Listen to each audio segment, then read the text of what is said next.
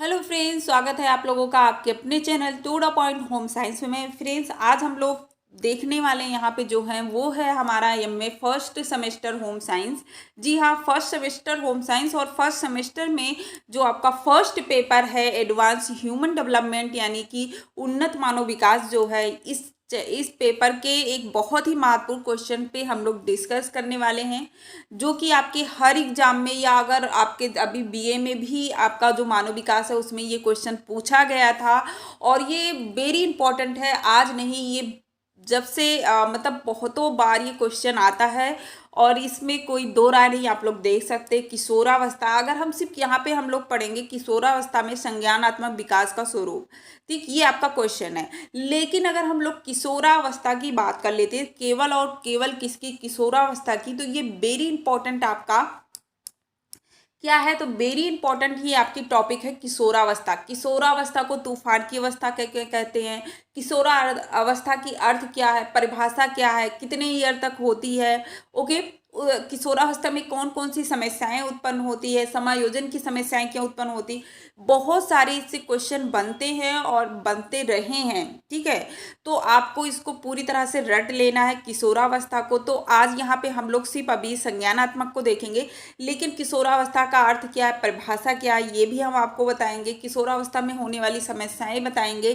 किशोरावस्था को तूफान की अवस्था क्यों कहते हैं, ये सारे मैं आपको नेक्स्ट वीडियो में देती रहूंगी। तो अगर आप लोग चैनल पे नए हो तो चैनल को सब्सक्राइब कर लीजिएगा और वीडियो को लाइक कर दीजिएगा, ओके। तो चलिए हम लोग बात को ज़्यादा ना करते हुए अपने टॉपिक पे आ जाते हैं। तो हमारा टॉपिक आप लोग देख ही लिए कि किशोरावस्था पढ़ेंगे। किशोरावस्था में संज्ञानात्मक जो विकास होता है उसके बारे में हम लोग को देखना है। वेरी इंपॉर्टेंट क्वेश्चन है, ये आपके पेपर में आया हुआ था, तो इसलिए आपके लिए बहुत ज़्यादा इंपॉर्टेंट है, ठीक है। आप कोई भी मॉडल पेपर उठा के देख लीजिए, आपको आराम से ये क्वेश्चन मिल जाएंगी, ओके। तो चलिए देखिए, किशोरावस्था में जो संज्ञानात्मक विकास है उसका स्वरूप अगर हम लोग देखेंगे तो विकास के स्वरूप में परिपक्वता आने तक किशोर में संज्ञानात्मक विकास के विभिन्न स्वरूप दिखाई देते हैं। अब वो विभिन्न स्वरूप कौन कौन से हैं तो आप लोग यहाँ पे देख सकते हैं। पहला है अमूर्त चिंतन की योग्यता का विकास। अमूर्त चिंतन का मतलब समझ रहे हैं, जो हम लोग मन में विकास, देखिए जो हम लोग क्या कर रहे हैं, मन में किसी चीज़ का मंथन कर रहे हैं। और किशोरावस्था में तो ये बहुत ज़्यादा हो जाता है कि जब हम लोग सोचने लगते तब तक हमारे मन में बहुत सारी बातें ऐसी आ जाती हैं, ठीक है। बुद्धि का विकास हो जाता है जिस पे हम लोग चिंतन करने लगते हैं। देखिए हम लोग क्या होता है, हाई स्कूल पास करते हैं, इंटर पास करते हैं, तब तक हमारे दिमाग में ये नहीं होता कि मुझे आगे क्या करना है। लेकिन जितना इंटर पास करते करते ये हमारे माइंड में एक चीज़ आ जाता है कि मुझे ये करना है, मुझे ये बनना है। तो जो ये चीज़ें हमारे दिमाग में जो एक बुद्धि का जो विकास हो रहा है, जो हम मंथन कर रहे हैं, वही होता है हमारा क्या, अमूर्त चिंतन की योग्यता का विकास, ठीक। आई होप आप लोग समझ गए होंगे कि अमूर्त चिंतन क्या होता है, जिसे हम मन में मंथन करते हैं या विचार करते हैं, ओके। दूसरा ये भी सेम ही है आपका कि कल्पना शक्ति का विकास। हम लोग किसी भी चीज़ को कल्पना करने लगते हैं। आप सबको पता है कि कल्पना हम लोग मन में करते हैं, इसीलिए जो मन होता है उसको लोग कहते हैं कि मन एक तीसरी आंख होती है व्यक्ति की, कि वो अपने मन से भी किसी चीज़ को देख सकता है कि नहीं। आप लोग अगर ये सही है तो आप लोग कमेंट करके ज़रूर बताइएगा कि मैम आप सही कह रही हैं कि मन जो होता है वो क्या है, व्यक्ति का एक तीसरी आंख है। हम यहाँ बैठे हैं, हम किसी चीज़ की कल्पना कर रहे हैं कि नहीं ये ऐसा होगा, भविष्य में हमारे पास एक गाड़ी होगी, तो वो हमारे माइंड में चलता है कि हम गाड़ी लेके चलेंगे, गाड़ी से उतरेंगे तो हमारा क्या लुक होगा। तो ये जो चीज़ें होती है यही होता है कल्पना शक्ति का विकास। तो कल्पना आप सबको पता है कि किशोरावस्था में क्या होता है। किशोरावस्था में कल्पना जो होती है ये बहुत ही जो है चरम स्थिति पे होती है या चरम सीमा पर होती है, आप बोल सकते हो। इसमें बहुत ज़्यादा एक किशोर जो होते हैं वो बहुत ज़्यादा ही कल्पना करते हैं। कल्पना बहुलय की अवस्था भी इसे कहा जाता है।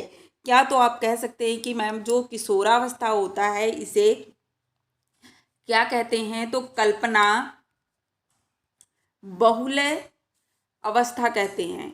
कल्पना बहुलय अवस्था के नाम से भी जाना जाता है, ओके। क्या कहा जाता है, तो इसे कल्पना बहुलय अवस्था के नाम से भी जाना जाता है। ये बात भी आप लोग याद रखिएगा, क्योंकि इसमें कल्पना होता है। अगर कोई कवि है, कल्पना का मतलब वही हो गया, कोई कवि है तो वो अपना लेखक के बारे में सोचेगा। उसका दार्शनिक है कोई, तो दार्शनिक के रूप में संगीतकार या संगीतकार में जो भी चीज़ें होती हैं उसकी कल्पना करना, ठीक है। तो वही होता है, किशोर कल्पना को मूर्त रूप से प्रदान करता है, ठीक है। जैसे कोई भी, वही बात हो गई, ठीक है। उसके बाद नेक्स्ट है आपका तर्क शक्ति का विकास। किसी भी बात को जब आप देखो, जब किशोर हो जाते हैं, जब आप उस स्थिति से भी गुजरे होते हैं, तो आपको भी पता है कि तर्क क्या होता है। कि अब जब किशोर कोई भी बात उनके सामने रखी जाती है तो सहज ही वो क्या करते हैं, उसको स्वीकार नहीं करते हैं, उसमें तर्क करते हैं। ऐसा है तो ऐसा क्या है, ऐसा मैं क्यों करूं, तो उस पर बहुत ज़्यादा वो तर्क करने लगते हैं। तो उनके तर्क शक्ति का भी विकास होने लगता है। क्या होता है, तर्क शक्ति का विकास होने लगता है। जैसे कि उनके अगर कोई समस्या आप लोगों के सामने आ रही है तो अपनी समस्या को स्वयं वो लोग सॉल्व कर सकते हैं अपनी तर्क शक्ति के विकास के कारण। उसके बाद है आपका 4 नंबर पे हम लोग जो देखेंगे, 4 नंबर पे आपका है रुचियों का विकास।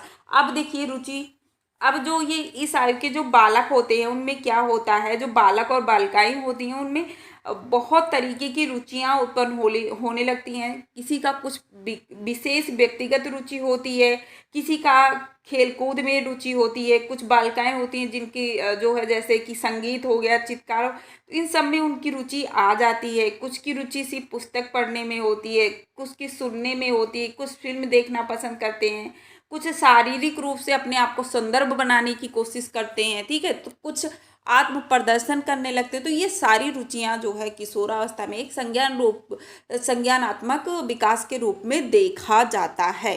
ओके। उसके बाद आपका आता है ध्यान केंद्रित करने की क्षमता का विकास। इसको देखिए 2 वे में आप लोग बहुत अच्छे से पढ़ सकते हो। एक तो आप सबसे पहले चीज़, आप जब पढ़ोगे कि किशोरावस्था जब पढ़ोगे तो किशोरावस्था में आप लोग देखोगे, जब उसकी समस्याएं पढ़ोगे या किशोरावस्था की विशेषता की बात की जाए, किशोरावस्था की क्या क्या विशेषताएं होती है, तो अभी तो हम लोग संज्ञानात्मक पढ़ रहे हैं।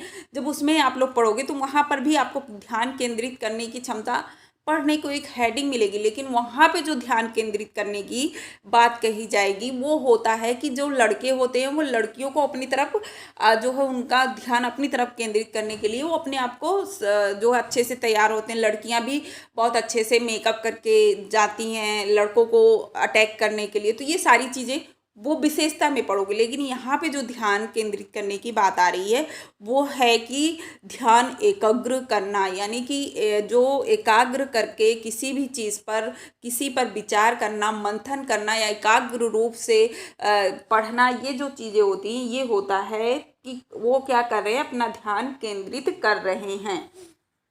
ओके, क्या हो गया, वो कर रहे हैं। जैसे कि आप एक जैसे सफल एकाग्रता किशोरों की रुचियों की संबंधित होती है। ये किसने कहा है, क्रो एंड क्रो के अनुसार, ठीक है। किसने कहा है, तो क्रो एंड क्रो ने क्या कहा है, क्रो ने कहा है कि सफल एकाग्रता जो होती है क्या होती है, तो आप सफल एकाग्रता किशोरों की रुचियों से संबंधित होती है। ओके, क्या होती है, सफल एकाग्रता किशोरों की रुचियों से संबंधित होती है। ये डिफिनीशन किसने कहा है, क्रो एंड क्रो ने कहा है। ओके, चलिए स्मरण शक्ति का विकास। अब देखिए जब एकाग्र होकर आप किसी चीज़ को पढ़ रहे हो, किसी चीज़ में ध्यान लगाए हो, तो वो क्या होता है, उनके दिमाग में पूरी तरह से बैठ जाता है, वो सहज ही उनको भूलता नहीं। तो आप कह सकते हो कि स्मरण शक्ति का विकास होता है। उसके बाद 7 नंबर आपका क्या है, तो 7 नंबर आप बताएंगे कि मैम है स्वतंत्र निर्णय लेने की क्षमता। अब देखिए यहाँ पे स्वतंत्र रूप से निर्णय लेने की क्षमता, जब वो स्वतंत्र रूप से सोचने लगते हैं, हर चीज़ को ध्यान देने लगते हैं, तो उनकी जो भी चीज़ें उनका जो विकास होता है, या जैसे तर्क और चिंतन की शक्ति के अनुसार उनमें ज्ञान और बुद्धि के कारण क्या होता है, अब किशोर समस्या पर स्वतंत्र निर्णय ले सकते हैं। कैसे ले सकते हैं, क्योंकि उनमें आत्मविश्वास आ जाता है, समायोजन करने की क्षमता का विकास हो जाता है, इसलिए वो स्वतंत्र रूप से निर्णय ले पाते हैं कि हाँ मुझे ये करना है, मैं करूँगा और इसमें सफल हूँगा, या जैसे कि हमें बीए में जाकर हमें कॉमर्स पढ़ना है, हमें मैथ में जाना है, हमें साइंस पढ़ना है, या हमें क्या बनना है, तो एक वो स्वतंत्र रूप से निर्णय लेते हैं। ओके, आई होप आप लोग मेरी बात समझ रहे होंगे।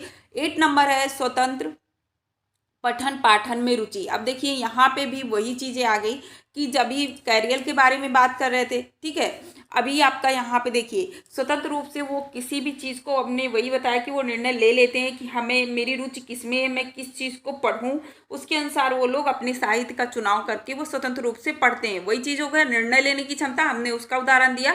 आपका इससे भी रिलेटिव है कि स्वतंत्र रूप से अब वो इतने मेच्योर हो जाते हैं कि उन्हें क्या पढ़ना है, क्या नहीं पढ़ना है, किस साहित्य को पढ़ना है, इसको वो स्वतंत्र रूप से अपनी रुचि के अनुसार अपने विषय को ले लेते हैं। जैसे आपका होम साइंस में रुचि था, आपने क्या किया, बीए में होम साइंस ले लिया, बीए एमए भी होम साइंस से कर रहे हो, ठीक है, होम साइंस कर रहे हो, आपकी रुचि है, ध्यान से पढ़ोगे अच्छे से। अब तो आप लोगों का सिलेबस इतना अच्छा हो गया है कि अगर बीए में इतनी आसानी से पढ़ लो तो एमए पास करते करते आप नेट भी क्वालिफाई हो जाओगे, जेआरएफ भी हो जाओगे, क्योंकि इतना अच्छा सिलेबस है कि हम बता नहीं सकते कितना अच्छा है। इतना अच्छा सिलेबस हम लोगों में नहीं था, तो ये आप लोगों के लिए बहुत अच्छा चांस है। बस थोड़ा सी मेहनत करिए, आपका बहुत अच्छा होम साइंस तैयार हो जाएगा। ओके, चलिए, तो ये एक अलग बात हो गया। अब आता है करियर तथा पहचान के प्रति जागरूक। अब वो अपना करियर किस में बनाना है, जैसे मैंने आपको बताया आपकी रुचि किस में थी, होम साइंस में थी, आपने होम साइंस ले लिया। अब होम साइंस पढ़ रहे हो, होम साइंस से एमए कर रहे हो, तो सिविल सी बात है होम साइंस में ही आपका करियर बनने वाला है। तो आपको ये जो है ये संज्ञान हो गया है कि होम साइंस लिए, होम साइंस से हम क्या करेंगे, नेट क्वालिफाई करेंगे, पीएचडी करेंगे, किसी कॉलेज में प्रोफेसर बन जाएंगे, लेक्चरर बन जाएंगे, ठीक है।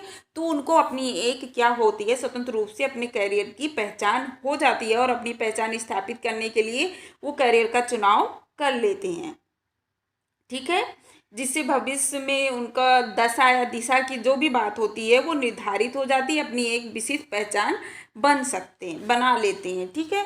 उसके बाद है जीवन आदर्शों की स्थापना। देखिए हर किसी के जीवन में, एक कोई किशोरी की बात करो या किशोर की बात करो, सबके लिए सबकी एक अपनी क्या होती है, वो अपनी संस्कृति, जो उनकी संस्कृति होती है, जो उनके जो होते हैं कल्चर होते हैं, उसके अनुसार वो अपने आदर्श जीवन मूल्य को निर्धारित कर लेते हैं, उसी के अनुसार वो लोग अपना क्या करते हैं, आचरण करते हैं। उसके बाद 11 नंबर पे सृजनात्मकता का विकास। अब सृजनात्मकता का रूप होता है कि किसी भी चीज़ को सृजन करना, कैसे हम इसको कर सकते हैं, या उपलब्धि प्राप्त करना, ठीक है। सृजन का मतलब उपलब्धि या किसी चीज़ को प्राप्त करना, संज्ञानात्मक हम लोग पढ़ रहे हैं, ठीक है।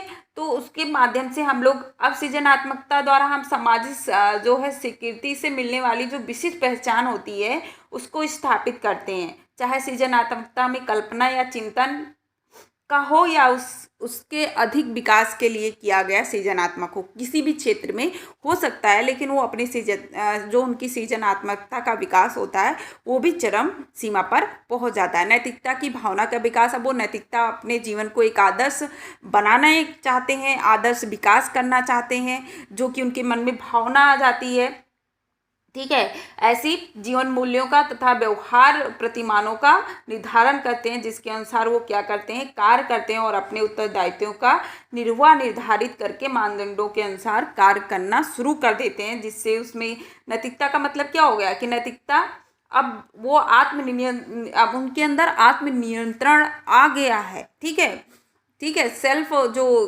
कहते हैं, अब वो आराम से अपना निर्णय ले सकते हैं, उनको क्या करना है, किस क्षेत्र में आगे बढ़ना है, किस तरह से अपने भविष्य को संवारना है, ये सारी चीज़ें उनके अंदर आ जाती है। अब सामाजिक चेतना का विकास। उनको पता है कि समाज में हमें रहना है, तो समाज के जो भी रीति रिवाज है, जो भी परंपराएं हैं, जो भी धर्म है, संस्कृति है, या उसके जो समाज के नियम हैं, इन सबको हमें मानना होता है, और वो मानते हैं।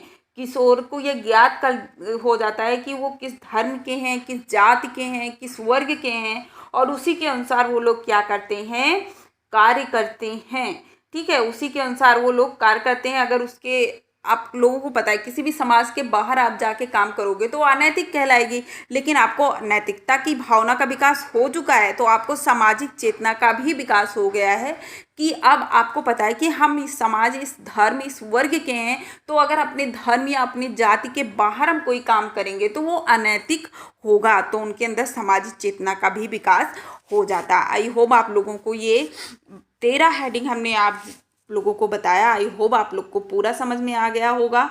अगर आपको वीडियो पसंद आई हो तो वीडियो को लाइक कर दीजिएगा और चैनल पे नए हो तो फिर से मैं बोल रही हूँ चैनल को सब्सक्राइब कर लीजिएगा।